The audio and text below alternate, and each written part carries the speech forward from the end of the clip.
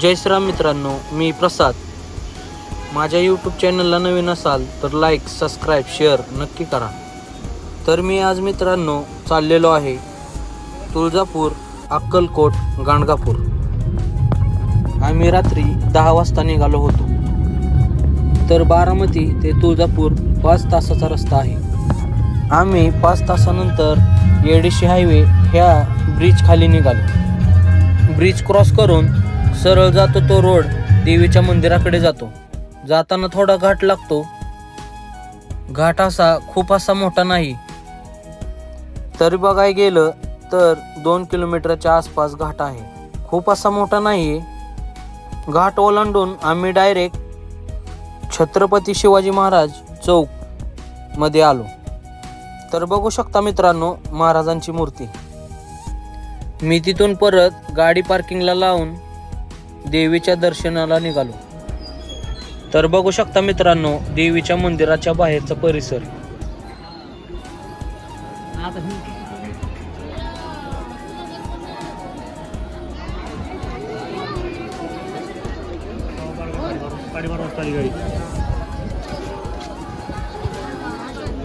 आम्हाला यायला उशीर झाला असल्यामुळे पुजाऱ्यांनी डायरेक्ट मंदिरात बोलवले.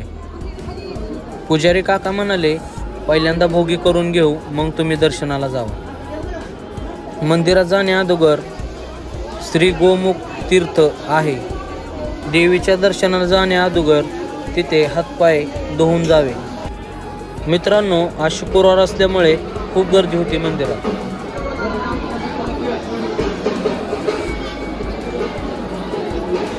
तर बघू शकता मित्रांनो मंदिराच्या आतील परिसर.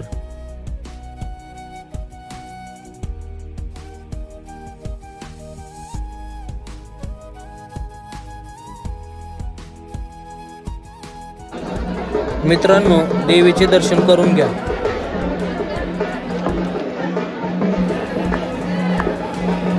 भोगी झाल्यानंतर आम्ही पास काढायला गेलो.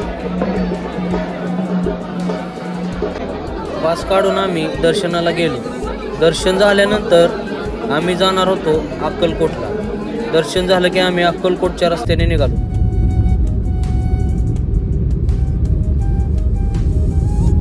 गाडी पार्किंगला लावली आणि अक्कलकोटच्या श्री स्वामी समर्थांच्या मंदिरात आलो.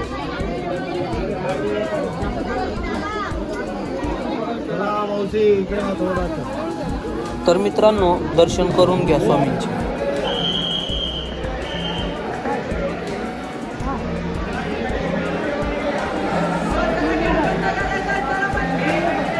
स्वामींचे दर्शन झाल्यानंतर आम्हाला गाणगापूरला जायचं होतं. कारण गाणगापूरची आरती असते 7:30 वाजता आणि आम्हाला तिथे 7:30 वाजेपर्यंत पोहोचायचं होतं. तर मित्रांनो बघू शकता श्री दत्तगुरूंची पालखी बाहेर आलेली होती.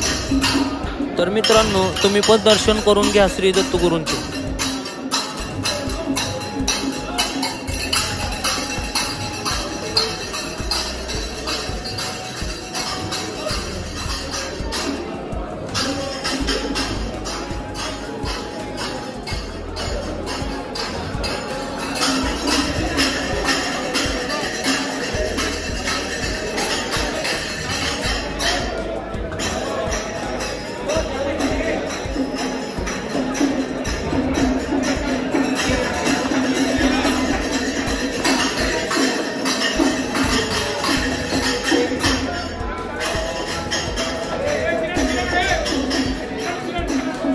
आमचे दर्शन झाल्यानंतर आम्ही परत मंदिराच्या बाहेर आलो आणि काही फोटो आणि व्हिडिओ काढले.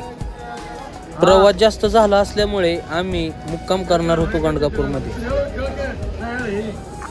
आम्ही सर्व दर्शन हे करून घराकडे निघालो. मित्रांनो चॅनलला नवीन असाल तर लाईक, सबस्क्राईब, शेअर नक्की करा. मराठी माणूस आहे, सपोर्ट सुद्धा करा मित्रांनो. भेटूया पुढच्या व्लॉगमध्ये. जय श्रीराम.